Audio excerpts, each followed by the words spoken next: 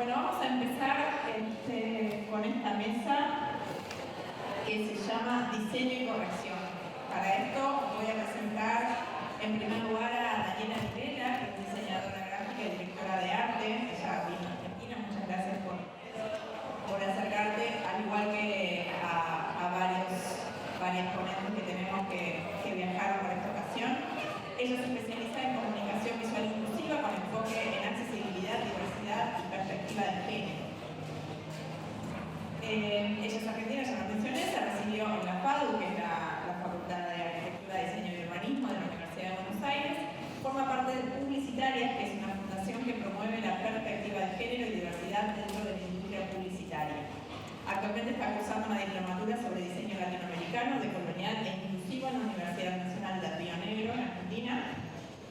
Y nos va a presentar herramientas gráficas para una comunicación visual inclusiva. Lo que les voy a pedir es que vayan anotando. Son solo 2 meses, así que vamos a tener un montón de tiempo para preguntas, así que vayan tomando nota y sobre el final de las 2 exposiciones recogemos todo y tenemos un espacio para eso. Bueno, muchas gracias Maura, muchas gracias por venir. Bueno, como bien dijo, esta ponencia se llama Herramientas Gráficas para una comunicación visual inclusiva. Y esto en realidad es una charla que es un poquito más larga, pero esta vez la voy a hacer en 5 pasos para que queden bien los conocimientos y el objetivo es que también se lleven herramientas de esta charla para que puedan empezar a incorporar en su vida profesional y empezar también a capaz tomar otra perspectiva de las cosas. Así que bueno, empezamos con el primer ítem, que es trabajar en equipo con un mismo objetivo. Y acá voy a hacer hincapié en la importancia de la corrección y el diseño para que hagan sinergia. Me parece que es algo que está bueno que pase en los equipos. Me voy un poco para atrás en el tiempo y ya desde la imprenta hay un corrector, hay un prensista que sería hoy en día la figura del impresor, hay un compositor que sería hoy en día la figura del diseñador y que trabajan en un engranaje. Antes los libros no salían si no pasaban por estas 3 áreas claramente, cada uno tenía una tarea definida. Si se dan cuenta, el único que quedó es el corrector, sigue siendo corrector hasta hoy en día. Después las demás áreas fueron cambiando el nombre porque fueron cambiando esas tecnologías también.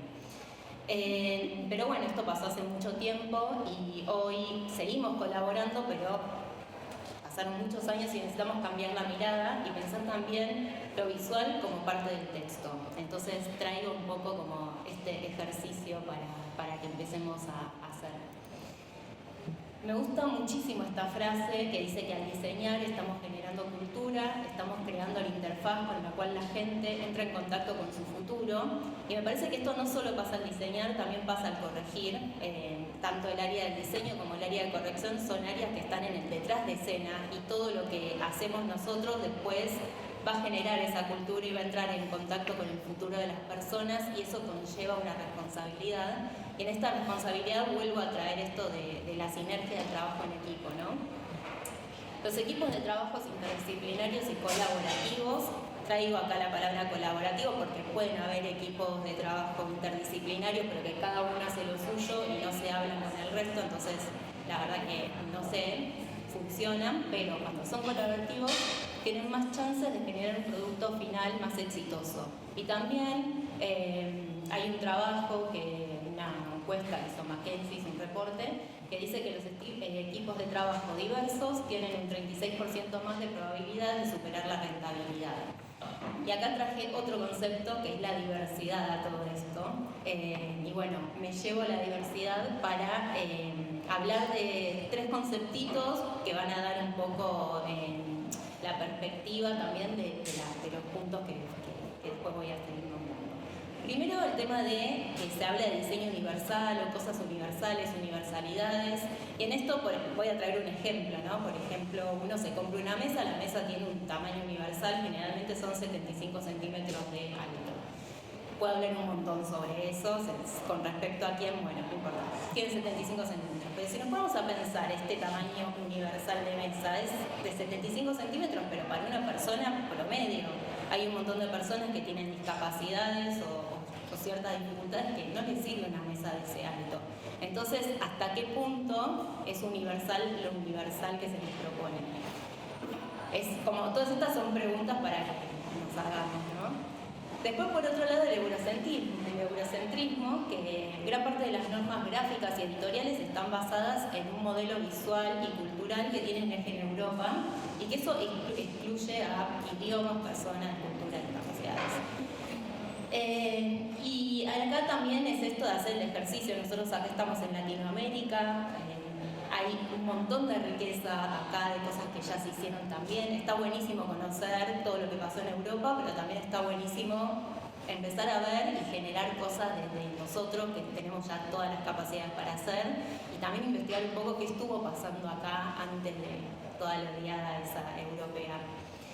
Y por último, el tema de la accesibilidad. Si tenemos que diseñar o corregir una pieza para que llegue a todas las personas, ¿realmente estamos teniendo en cuenta a todas las personas? Y bueno, con este ítem vamos a ir al punto número 2, que es el color. La percepción, el contraste y la accesibilidad en el color. Muchas personas no perciben los colores por igual.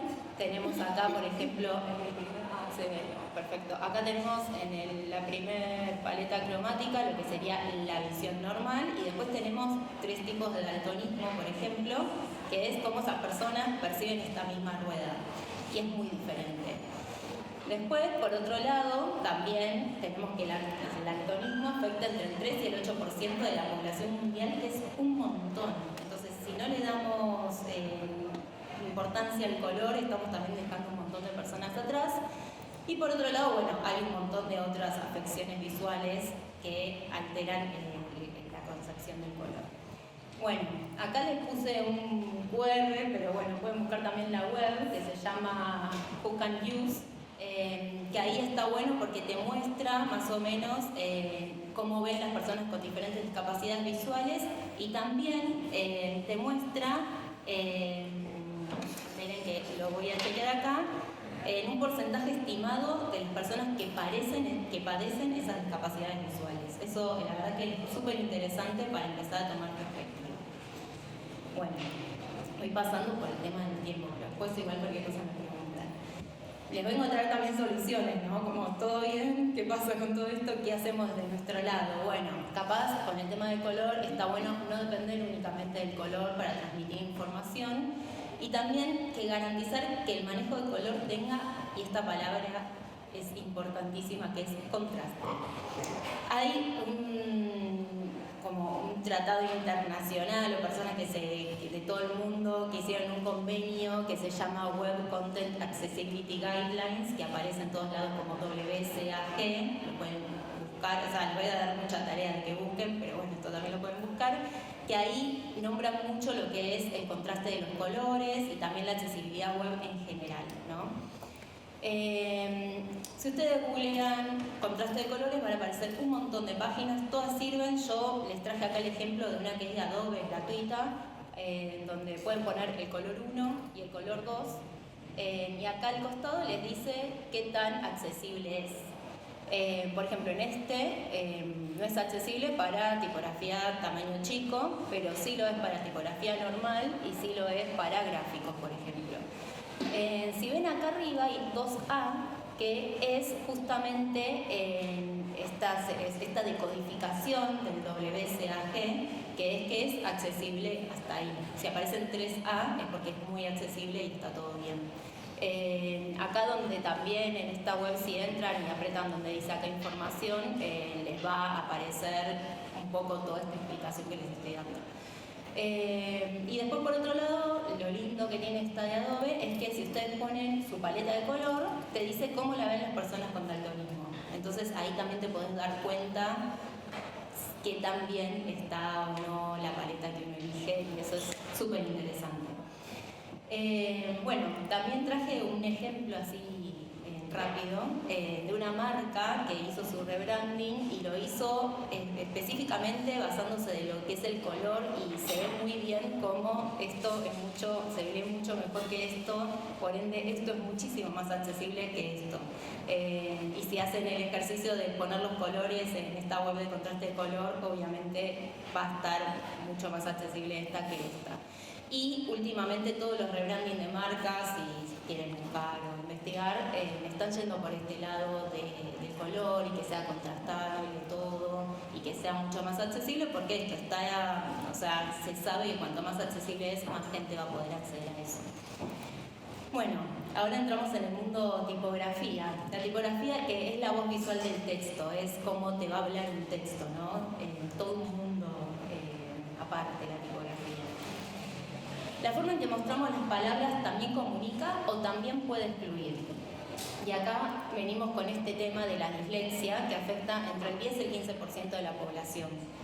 Bueno, ¿qué hacemos con esto desde nuestro lado o desde el lado de corrección, de poner un ojo más a ver qué tipografía? Traje ítems, así que herramientas para que se lleven. Por un lado, elegir tipografías de fuentes grandes, ¿no? Que no sean muy chiquititas. Obviamente todo esto tengan en cuenta que es con un concepto atrás, y capaz el concepto de la pieza gráfica es que no se pueda leer mucho, o bueno, obviamente, no sé, los medicamentos tienen que tener letra chiquita, pero estamos hablando de una comunicación, por ejemplo, para el evento de hoy, ¿no? Está bueno que tengan tipografías grandes. Evitar las cursivas dificultan muchísimo la lectura fluida, estamos hablando de personas con dislexia. Después elegir tipografías sans serif, y les traje acá como muchas tipografías sans serif que tenemos en nuestras computadoras ya instaladas, no hace falta que busquen un montón, están súper accesibles. En estas está comprobado que funcionan bien. Y también hay una tipografía que se llama Open Dyslexic, es una tipografía que se les dice de fantasía, no es para hacer textos de corrido, pero está hecha específicamente para personas con dislexia, digamos, pensado para esas personas. Ahora, ¿qué pasa? Capaz me dicen, che, Dani, yo no quiero usar la Arial o la Helvetica, quiero usar otra tipografía. ¿Qué hago? ¿Cómo me puedo dar cuenta si es accesible o no? Así que bueno, acá les traigo tips para elegir una tipografía que sea amigable con la dislexia. Por un lado, por ejemplo, si ponen una D y una P, estos palitos de acá se llaman astas, y tienen que las astas sobrepasar bien, digamos, no ser cortitas, para que se pueda leer bien el carácter. Después, por otro lado, que el mismo carácter tenga trazos que tengan partes más finitas y partes más gruesas. Y después, por otro lado, que cada letra tenga su forma única. Y acá vengo con una problemática, que es qué pasa con la O mayúscula y el cero, la L minúscula y la I mayúscula. Y bueno, vengo con eso para ver si esclarecemos un poco el tema. Ordené acá las tipografías según categorías. Acá, según categorías, la serif es la más antigua, la de fantasía es la más nueva. Son tipografías que uno puede hacer sobre, no sé, a ver si la A con globitos y armo toda una tipografía con eso, pero no pertenece a ninguna categoría ni de serif ni sans serif. No sé si se entiende, pero bueno, a simple vista podemos ver que la tipografía serif tiene que acá vengo a traerles algo para ustedes. Generalmente tienen los números en caja baja. Acá les puse como unas guías, que esa es la caja del texto. Después tendría que haber otra más por acá, que es la caja baja. Generalmente las tipografías con serif tienen los números en caja baja. Es así el diseño de la tipografía. Muchas veces me ha pasado de mandar textos y que vengan de corrección diciéndome, che, ¿por qué le achicaste la tipografía a los números? Bueno, es así el diseño de la tipografía a propósito, porque de alguna manera esta es una problemática para el tipógrafo, que es la persona que diseña tipografías, cómo diferenciar estos caracteres. Entonces, bueno, en la serif, se soluciona esa problemática poniéndolo en caja baja. Después, el tema de la L mayúscula, fíjense que siempre suele sobrepasar un poquito, es muy imperceptible en un texto muy largo, pero bueno, suele sobrepasar un poquitito la caja. La de fantasía, bueno, medio que hacen lo que quieren y generalmente se notan los caracteres. Después tenemos La tipografía fantasía sí suelen ponerle un puntito, muchas veces ponen una rayita al cero como para diferenciarlo. Y después tenemos algo que va a funcionar generalmente, que es una norma, que es que el cero es más finito que la O. Pero bueno, yo acá traje 3 tipografías que más o menos se diferencian estas cosas y se las muestro solas, pero si ven un texto muy largo o alguien les pasa algo y realmente no entienden qué es L, I, lo que sea, también lo pueden copiar y pegar en Google Translator y que se los diga y ahí van a diferenciarlo bien. Pero bueno, tipográficamente se suelen usar ciertas cositas como para distinguir estos caracteres. Y bueno, ¿qué pasa con los emojis? Como les había comentado, actúan un poco como las tipografías fantasías, no están en todas las computadoras los mismos emojis, ni en todos los celulares tenemos los mismos emojis. Yo les puedo pasar un texto con un emoji a ustedes y les llega otro emoji o les llega algo roto o no sé. Entonces, si van a usar o tienen que trabajar con un texto con emojis, tratemos de que el emoji no sea parte importante del texto, sino actúe como algún complemento, pero que no reemplace ninguna palabra. Igual acá correctores no creo que reemplacen cosas por emojis, pero bueno, si les llega para corregir algo de esto y les meten un emoji, sáquenlo, pónganlo como complemento, no como información, porque no está bueno, no va a funcionar bien. Hay muchas probabilidades que no funcione bien. Así que bueno, acá les traigo el tip que la corrección visual también es parte del trabajo, no todo se resuelve con ortografía, a veces cambiar la fuente puede hacer que el mensaje finalmente se entienda. Bueno, vamos al punto 4 que tiene que ver con la estructura, y la estructura comunica la jerarquía y la claridad. La accesibilidad también se construye desde la estructura. Si tienen, por ejemplo, en un texto o tienen que corregir algo que es una invitación, bueno, ¿qué es lo importante de esa invitación? ¿Eso se ve en primer plano o tengo que buscar la fecha ahí chiquitito? ¿Cómo está estructurado todo eso? Es algo que está bueno pensarlo también desde ustedes en esta sinergia, ¿no? A un diseñador se le puede pasar algo, y está bueno que ustedes pongan ahí el foco en estas cositas que les traigo, ¿no? Y también, bueno, si tienen que trabajar con algún video o audio, siempre que tengan subtítulos, lo enlazo con lo del color, que esos subtítulos realmente contrasten lo más posible. Pero bueno, esto hace que el contenido, la jerarquía sea accesible. Así que bueno, al hacer acá les dejo las preguntas para que se hagan cuando tienen un texto, para que se hagan a ver si es accesible o no. Esto se puede leer sin esfuerzo, cómo puedo sugerir mejoras visuales que potencien el contenido. Y bueno, una cultura más accesible se diseña y se corrige. Así que acá traigo como un repaso de todo, así voy cerrando, que cuando el diseño y la corrección se encuentran, el mensaje llega más lejos. Entonces, bueno, primero trabajar en equipo con un único objetivo, después el color, la percepción, el contraste, la accesibilidad, la tipografía, esa voz visual del texto, cómo va a ser, la estructura que también comunica. Y bueno, por último, diseñar y corregir para incluir. Y ahora, último, les dejo como un cierre, ¿no? Que cuanto más accesible es el diseño, más personas pueden acceder a la información. Corregir también es cuidar lo visual y diseñar también es cuidar lo que se dice. Así que bueno, hasta acá. Aquí les dejé un QR con no sé quién soy, por si les interesa, o si tienen alguna pregunta o algo, pueden contactarme. Así que bueno, muchas gracias.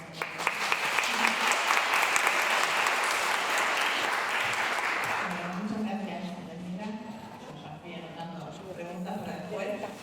Pero ahora vamos a dar lugar a Marisa Lizardi, que es flamante especialista en gestión cultural, técnica en corrección de estilo, profesora adjunta en el área de estudios editoriales de la Radio Facultad, fundadora de Buena Letra, un museo vivo de tipografía y artes gráficas, y su área de investigación es la influencia de la imprenta tipográfica en prácticas editoriales contemporáneas. Y nos va a presentar Identidad Correctora en busca de una historia compartida.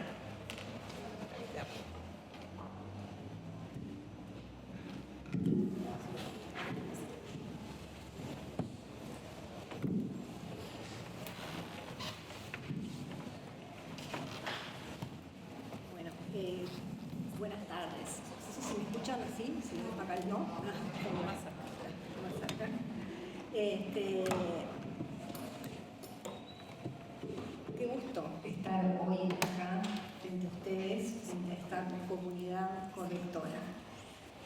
La historia del libro y de la edición es en esencia una historia de continuidad y evolución. Hoy quiero compartir con ustedes una reflexión sobre cómo la corrección de estilo contemporánea mantiene vivo un legado de casi 6 siglos, a pesar de los grandes cambios tecnológicos que hemos experimentado en este tiempo. Si comparamos un libro impreso en la actualidad y uno en el siglo XV, encontraremos diferencias notables en los procesos de producción, pero también sorprendentes similitudes entre los libros actuales y los que se componían cuidadosamente letra por letra y línea por línea. Se imprimían con prensas manuales y se encuadernaban uno a uno hace más de 500 años y durante siglos en las imprentas tipográficas. Esta resistencia no es casual, sino que revela una tradición artesanal y un conjunto de saberes que se han transmitido de generación en generación. Podríamos decir que si Gutenberg volviera a la vida y visitara una editorial moderna, no podría contener su asombro al vernos trabajar con pantallas y herramientas virtuales, pero reconocería sin problemas nuestras crisis existenciales, esos ataques que nos dan cuando encontramos una errata en un texto ya publicado. Después de todo, algunas cosas nunca cambian. Cuando Gutenberg desarrolló la imprenta de tipos móviles a mediados del siglo XV, no solo revolucionó la forma de producir textos, sino también que estableció los fundamentos de un oficio multidisciplinario. En esos tiempos, muchas veces el rol tipógrafo, editor y corrector lo desempeñaba una misma persona. Componía los textos, revisaba las pruebas, detectaba erratas y velaba por la calidad del producto final. Esta práctica suponía controlar el contenido y su expresión, es decir, los aspectos gramaticales, y al mismo tiempo la representación del texto en la página, es decir, los aspectos tipográficos. Esto sentó las bases de la función que hoy entendemos como corrección de estilo.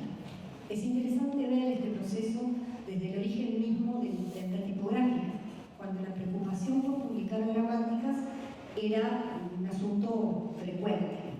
Ejemplo de esto es que la primera obra que imprime Gutenberg, mientras crea el sistema de tipos móviles y en el proceso mismo ese define las primeras normas ortotipográficas, no es la famosa Biblia de 42 líneas, sino la Ars Minor de Elio Donato, una gramática. Uno de los vínculos más interesantes entre la tradición tipográfica y la corrección actual reside en la terminología.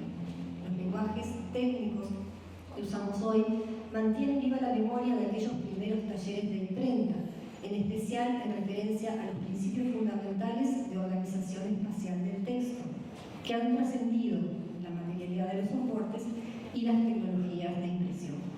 Por ejemplo, cuando hablamos de blancos, para referirnos a los espacios no impresos, estamos usando un término que proviene de los tipos móviles sin relieve que se utilizaban para separar palabras y párrafos.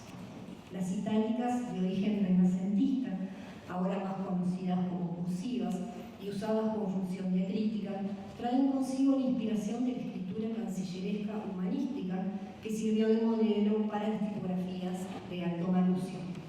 Los cuadratines, unos bloquecitos metálicos cuadrados que tienen el mismo ancho que la lectura que la fuente utilizada, que con la fuente utilizada, siguen apareciendo en la bibliografía de corrección contemporánea como unidad de medida, aunque la composición ya no sea manual. La corrección de galeradas o galeras aún refiere a la corrección de pruebas, aunque ya no se usen las bandejas rectangulares similares a galeras navales, donde se colocaban las líneas de texto compuestas en la imprenta tradicional para su primera revisión.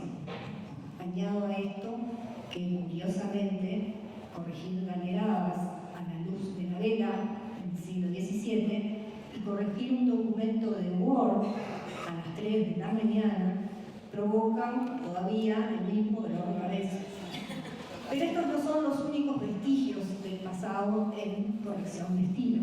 Hasta hoy seguimos hablando de calderones, calles, capitulares, caracteres, colofones, portadillas, espacios finos, fuentes redondas, pies de imprenta, versales, versalitas, viudas, huérfanas y moraditas.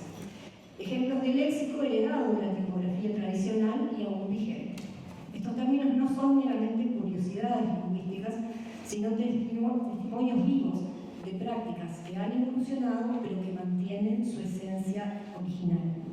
En este contexto histórico surge una pregunta fundamental. ¿Qué significa corregir hoy? La profesión enfrenta desafíos considerables en la actualidad. La inmediatez de la comunicación, las herramientas automáticas y la reducción de etapas en el proceso editorial parecen cuestionar su relevancia. Sin embargo, el conocimiento de nuestra historia profesional revela que la esencia del oficio permanece intacta. Quienes corregimos seguimos siendo figuras mediadoras entre el texto y su manifestación física o digital. Profesionales que velan por la integridad del mensaje y la calidad de su presentación. La identidad correctora se construye precisamente sobre esa conciencia histórica. Conocer el origen de las normas que aplicamos, entender la razón de ser de las convenciones tipográficas y reconocernos como parte de una tradición con siglos otorga sentido y profundidad a nuestro trabajo cotidiano. No se trata de nostalgia por un pasado artesanal, sino de reconocer que formamos parte de una cadena de transmisión de saberes que continúa adaptándose a nuevos contextos sin perder su esencia. La era digital ha transformado de forma radical los procesos editoriales. Las prensas manuales han dado paso a prensas offset y digitales. Los tipos móviles se han convertido en fuentes digitales. Las pruebas de imposición y enramado son ahora archivos PDF con comentarios y marcas virtuales. Sin embargo, el corrector sigue siendo insustituible. Detectar un error ortográfico, señalar una inconsistencia narrativa, advertir un problema de armado o sugerir mejoras estilísticas siguen siendo tareas fundamentalmente humanas que requieren conocimiento, experiencia y sensibilidad. Las competencias se han expandido. Quienes corregimos en la actualidad debemos dominar herramientas digitales, comprender los procesos de edición en múltiples formatos y adaptarnos a flujos de trabajo cada vez más complejos y acelerados. Pero estos cambios representan una evolución, no una ruptura con la tradición. Para concluir, quisiera enfatizar que la historia de la tipografía y la corrección no es un relato sobre el pasado, sino una narrativa viva que seguimos construyendo día a día. Conocer nuestras raíces fortalece nuestra identidad profesional y nos permite afrontar los desafíos del presente con mayor confianza y perspectiva. El término identidad correctora del título de esta ponencia apunta precisamente a esa conciencia de pertenencia a una tradición centenaria, a una comunidad de práctica que ha evolucionado, pero que mantiene un núcleo de principios y valores. Cada vez que detectamos una errata, mejoramos un texto, velamos por la coherencia de una publicación, estamos honrando el legado de generaciones de profesionales que, desde los primeros días de la imprenta hasta hoy, han trabajado con dedicación para que las palabras lleguen a su público con precisión y belleza. Esa es nuestra historia compartida, un relato de evolución y permanencia, de cambio tecnológico y continuidad esencial. Una historia que nos define como profesionales y que da sentido a nuestra labor cotidiana. Muchas gracias.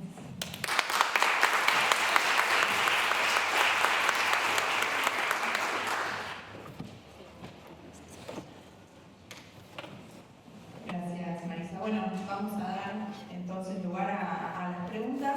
Yo quería hacer una apreciación antes de empezar, que es que Daniela nos trajo mucho material sobre corrección de un tipo de texto al que por lo menos en la carrera no estamos muy acostumbrados, que es el texto publicitario, que es como una rama que no exploramos mucho.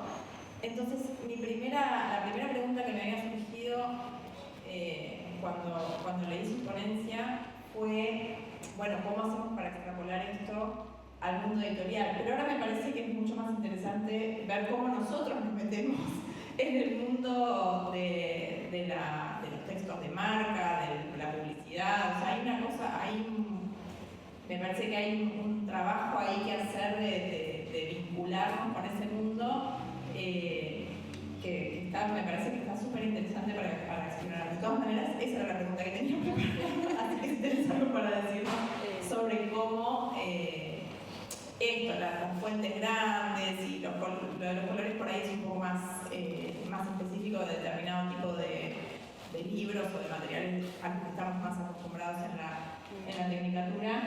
Pero el tema, yo pensaba las fuentes grandes en un libro de 200 páginas o las fuentes sans serif en ese tipo de materiales es como más complejo. Entonces, ¿qué manera tenemos de extrapolar estos tips o estas recomendaciones en otro tipo de materiales impresos? Bueno, varias cosas para decir de lo que me comentaste. A ver, por un lado, capaz esto tiene que ver con un tema de países, porque a mí me ha pasado que en estudios de diseño, no es que estuve en un estudio de diseño súper grande, pero había una figura de un corrector. De repente en un brochure de un cliente había un corrector que después lo leía y daba el ok, así que para mí es como algo que pueden empezar a ponerse ahí a ver qué pasa, porque es súper interesante ese trabajo y esa sinergia en cosas que no se pueden hacer un libro, pueden ser otras cosas, pero en agencias de publicidad que haya un corrector amigo ahí. No sé si no lo hay, no es algo que esté incluido en la tecnicatura, del mundo del trabajo. Yo he hecho ahí, o sea, conozco correctoras siendo diseñadoras, por ejemplo. Y después, por otro lado, los libros es un mundo, todo, ¿viste? El diseño son como mundos aparte. Lo que suele pasar también en los libros es que hay una limitante que es la imprenta, y también una limitante que es Ya casi. Sí. Igual me tapa una limitante que es la imprenta y una limitante que es el presupuesto. Y bueno, de ahí pasan varias cosas, porque por un lado el cliente o la editorial tiene este presupuesto para este libro, la imprenta dice son tantas páginas, te tenés que amoldar la tipografía ahí. Generalmente los libros largos van con tipografía serif. No sé, yo he leído que no es tan así, pero se dice, o está el mito de que con serif podés leer más de corrido, pero tengo que meterme un poco más en eso. Capaz no todas las sans serif sirven, pero creo que hay algunas que sirven para textos largos. Pero bueno, en esto de ver también en editorial, aunque sea esto de las jerarquías, ¿no? Que vos puedas abrir el libro así nomás y pasar las hojas y que así de un vistazo puedas ver que hay capítulos, hay títulos, hay subtítulos, como que se vean bien esas jerarquías, ya está bueno eso. Y después también están hoy en día los ebooks que mejoran un montón en esto de la habilidad, de la accesibilidad, porque vos podés aumentarle la tipografía a vos, ¿entendés? Sí, cambiar. Entonces, claro, entonces eso está re bueno, pero en cuanto a lo que es impreso, o sea, es todo lo que yo traje más como capaz publicitario, pero bajarlo al libro impreso es, bueno, yo agarro el libro y le paso todas las hojas y ¿puedo ver que pasan cosas en ese libro diferentes o es todo lo mismo? Ojo, capaz es un libro, no sé, científico, para un cierto nicho que sí tiene que ser así. Bueno, esto como estamos tratando de generar esos. Espero haberte respondido, no sé si hay. Y me había surgido también, escuchando a Marisa, a ver si lo puedo formular claramente. Esto de que históricamente eran 2 o 3 personas que hacían todo el trabajo y esto se fue un poco fragmentando. Tenemos como la percepción de que con las tecnologías que permitieron esa fragmentación ganamos porque el trabajo se hace más rápido, porque el trabajo, no sé, ganamos en cierta medida porque es una evolución. Yo temo que hayamos perdido también. Y quisiera saber si vos tenés alguna idea de qué fue lo que, si es que perdimos algo con esta fragmentación, qué fue lo que perdimos. Bien, creo que una de las cosas que perdimos fue la parte humana, ¿no? Desde el punto de vista, en ese momento eran personas que hacían su trabajo con suma dedicación, con sumo cuidado y todo un arte, ¿no? Al aparecer nuevas tecnologías, acelerarse todo, tenemos, bueno, necesariamente la pérdida de lo que es la persona, ¿sí? Como el trabajador que pasa a ser como de repente un número más o de repente directamente desaparecemos. Como dice Eco cuando habla frente a los nuevos medios, las nuevas tecnologías, sí, podemos tener una posición de apocalípticos o de integrados, ¿sí? Podemos decir estas cosas nuevas son horribles o podemos decir, bueno, cuáles son las cosas buenas, ¿no? Que nos traen. Yo creo que hemos ganado mucho y la idea creo que está bueno pensarlo, que es como una evolución, ¿no? Y entonces mirar para adelante, pero también tener presente ese pasado, ¿no? Porque ese pasado lo traemos, ¿sí? Nosotros cada vez que hacemos algo así, ¿no? O sea, que miramos para atrás, que lo contamos, al mismo tiempo de alguna manera lo estamos llevando al futuro, ¿no? Entonces yo creo que con todas las cosas, nuevas tecnologías, se pierden cosas, ¿no? Pero también se gana, y entonces creo que una posición como de integrados, ¿no? De aceptarlas, pero de una manera crítica también. Creo que eso es importante. No sé si hace falta, habla y vemos.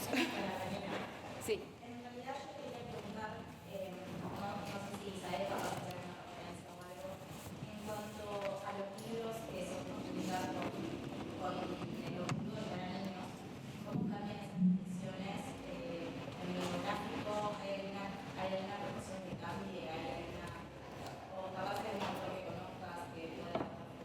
Espera, me estás preguntando, así ya que estoy, no sé si la gente escuchó atrás, pero te hago la pregunta a ver si lo entendí bien, que es que si en los libros para nenes, para niños, para infancias, hay alguna, como algo para tener en cuenta en cuanto a lo gráfico, ¿no? Sí, porque también muchos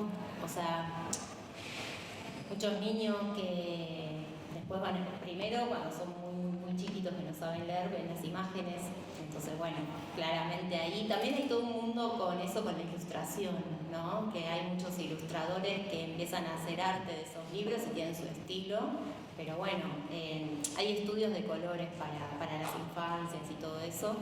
Y en cuanto a la tipografía, tiene que ser una tipografía muy clara. Generalmente van a ser libros que después, o se estima que son libros que después empiezan a leer con esos libros. Primero ven las imágenes y después, cuando empiezan a aprender las letras, empiezan a ver que esas imágenes tienen esas letritas, que dan como van ahí más y pueden empezar a leer con eso. Entonces ahí cambia un poco porque van a empezar a leer con letras mayúsculas los nenes, ¿entendés? Y obviamente cuanto más grande y más legible sea, mejor. También se usa mucho tipografías que imiten, como, bueno, poner la Comic Sans, para que te des una idea, como que imiten el trazo, como para que sientan eso de esa empatía con la tipografía. Sí, hay todo como, no tengo ahora un autor para recomendarte, pero hay bastante material sobre el tema seguramente que puedas leer, pero bueno, va por ahí, digamos, en eso de bueno, estudiar un poco la psicología, cómo son las infancias con la lectura y las letras, y empezar también a hacerlas parte visualmente. No, gracias a vos. ¿Preguntas? Miren que tenemos 15 minutos. Ahí tienes. ¿Quieren agregar algo más ustedes? Si no. Bueno, si no hay más preguntas o comentarios, cerramos esta mesa con todo éxito, todo el bien feliz cuando quieran. Y bueno, tenemos un corte ahora hasta el cuarto que empieza la siguiente mesa. Muchas gracias.